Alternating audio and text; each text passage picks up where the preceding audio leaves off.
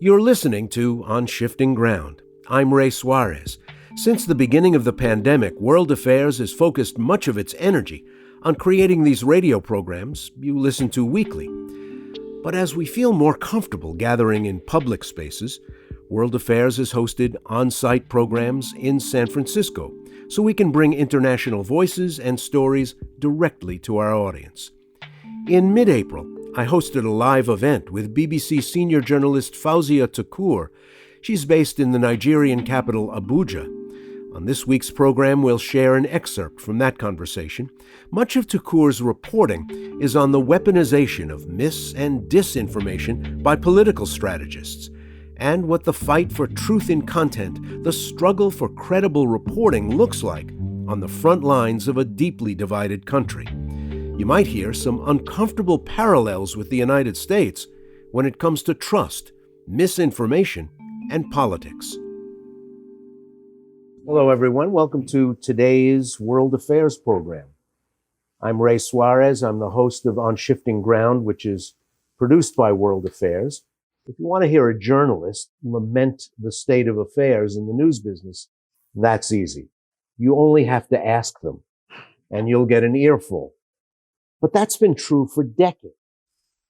But now a convergence of unavoidable and unpredictable factors, crisis in the business model, rapid technological change, and the rising distrust of institutions have combined to create a crisis that threatens far more than whether reporters are happy with their work conditions or feel like they're being paid fairly. Nothing less than the future of information, the future of social trust, and the future of democracy is at stake. To its tremendous credit, the BBC now has a disinformation unit, and we're going to hear a lot more about it. Our guest, Fauzia Tukur, is a senior journalist in that BBC unit. She's based in Abuja, Nigeria. We're going to talk about the critical work she's doing in a country that will have a lot to say about the future direction of Africa, not only as the largest population on the continent, but a country with a great deal of cultural clout. Fauzia, welcome to World Affairs. Thank you so much for having me. Particularly in the political sphere, the cultural sphere, what gets people going in Nigeria? What is there an incentive? If you want to stir the pot, if you want to raise the temperature, what do you inject into society's bloodstream in your country? Well, first of all, Nigeria is a very diverse country. We have over 200 ethnicities, and it's a very, very religious country. You have the predominantly Christian South and the predominantly Muslim North. So that kind of governs whatever happens in Nigeria, political-wise, social-wise. And then our constitution, to some extent, is governed by those religious undertones, religious laws. And for anything to work well in Nigeria, religion has to be put into consideration. So when it comes to political appointments, when it comes to division of resources, all of that. So disinformation in Nigeria, of course, follows that trend. So because of the polarization when it comes to religion, that Christian-Muslim division, we see a lot of the use of emotive language, labeling, loaded language that alludes to religion, that alludes to ethnicity, that alludes to regionality or regionalism. For example, in this election cycle, what we saw is an information overload where we see both sides using those loaded language, pitting one side against the other. And the ruling party is, our president is Muslim, his vice president is Christian. But then the elections came and the ruling party nominated a Muslim presidential candidate and a Muslim vice presidential candidate. And that kind of stirred the pot of religion and intolerance, which is very common in Nigeria. And before you know it, social media in Nigeria was rife with a lot of disinformation, a lot of false information, false narratives about the ruling party trying to Islamize the whole country, trying to marginalize the predominantly Southern Christian region. And that was just the dominant narrative. Everything that was discussed around that. We were not hearing conversations about what the presidential candidates were going to do when they're elected. Nobody was paying attention to the blueprint of the presidential candidates. Nobody was paying attention to what work they intend to do in terms of inflation, which is a major problem in the country. In terms of security, Nigeria is dealing with a lot of insecurity, kidnappings, extremism, religious extremism, Boko Haram, all of that. Nobody was talking about development of infrastructure. The whole narrative, the whole discussion on social media was tilted towards that polarization. So somebody had an interest in the national conversation being about religion and ethnicity and regionalism rather than those issues. Did Absolutely. they win? Did they succeed in their effort to turn up the temperature and distract the voters of the country? Oh, yes. The elections came with a lot of problems. We saw a lot of violence, ballot snatching, killings, arson, and I wouldn't say for sure if all of these that happened were fueled by what people saw online, but I mean, that was the only conversation that was going on, you know. And important to say is that in Nigeria, social media influencers are an important aspect of the media. Just as someone would listen to the radio or read the newspaper, social media influencers play a huge part. And we saw a lot of them doing that, fueling hate speech. We saw a lot of them just pushing narratives that were totally untrue and that were inciting. Actually, at a point, we saw social media influencers linking a presidential candidate to a terrorist organization. That's a very touchy subject anywhere in the world. And then we've seen social media influencers fabricating a story about presidential candidate that was from a certain region being part of a drug cartel with no evidence of that.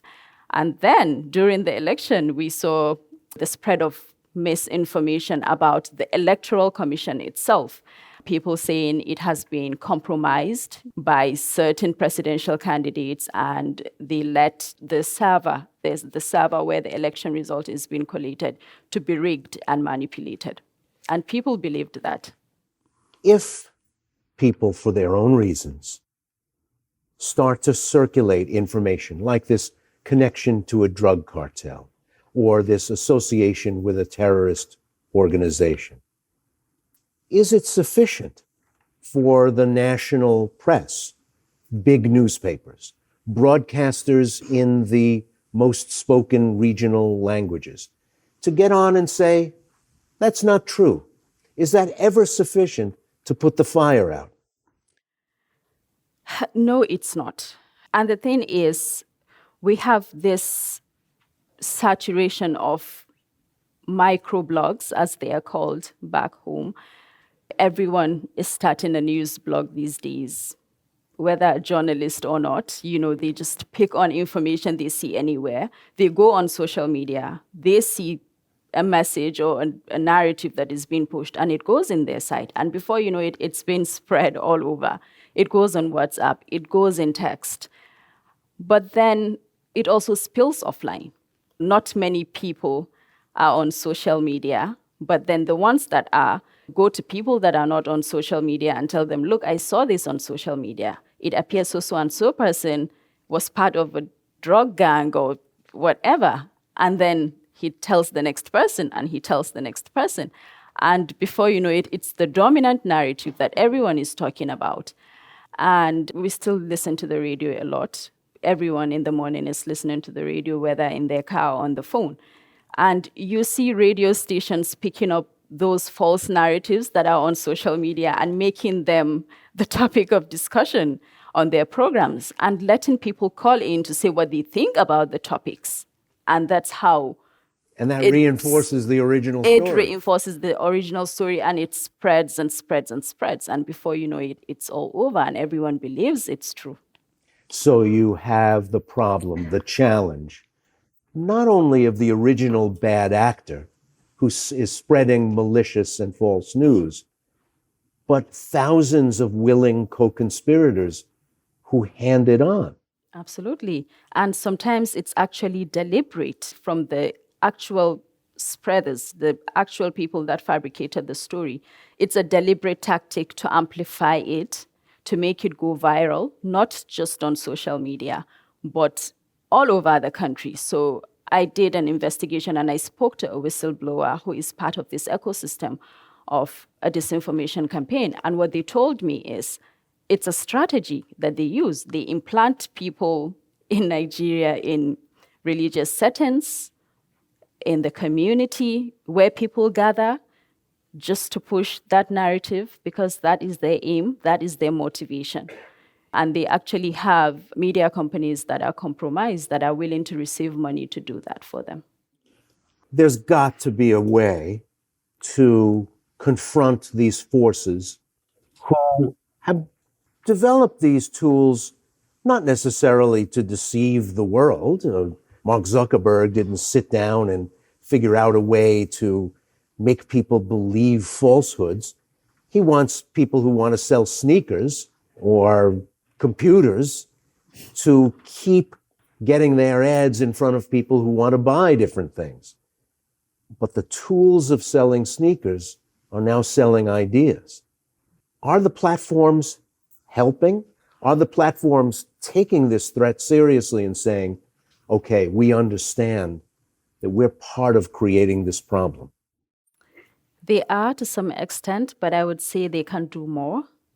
One problem that we have seen in Nigeria is how the people that spread disinformation, misinformation, are able to bypass moderation on social media platforms using local languages, which I think social media platforms are not investing a lot in.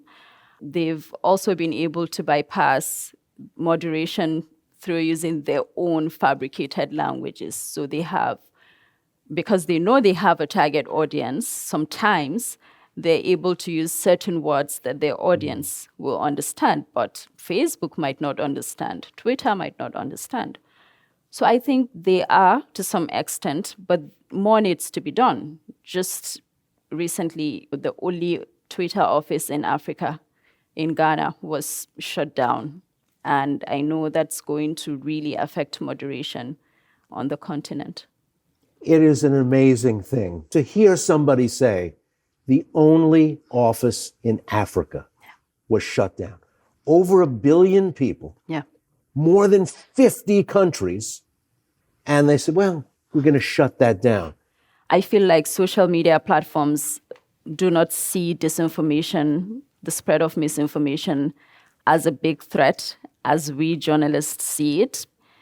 We as journalists, as fact checkers, we need to put in as much energy in debunking and fact checking misinformation as is put in spreading it.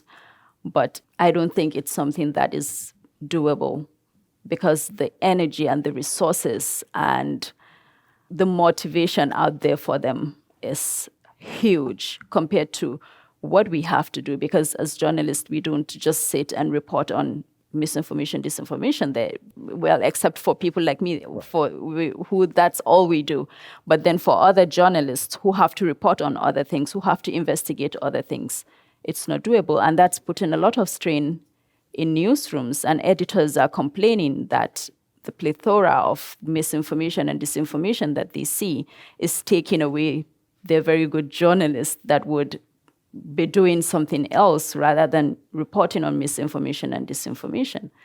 And believe it or not, disinformation kills people. It harms people. It destroys societies and communities. And that's why we have to keep reporting it. So quick final thoughts. What gives you hope, if anything, in terms of the battle to have an informed public, which is necessary to have a functioning democracy? What gives me hope, I think, is the media knowing that we have a responsibility to present factual information.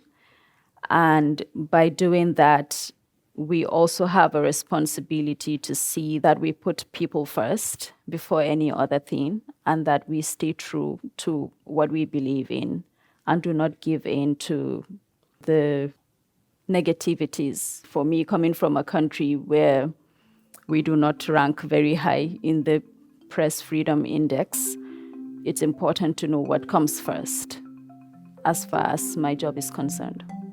Fauzia, thank you. Thank you so much.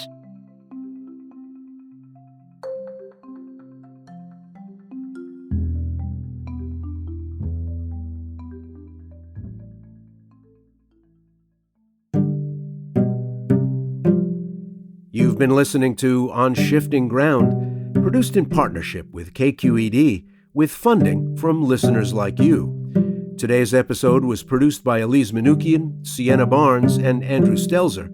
Special thanks to our programs team, Chris Dobson, Joy Koo, and Maya Kegley.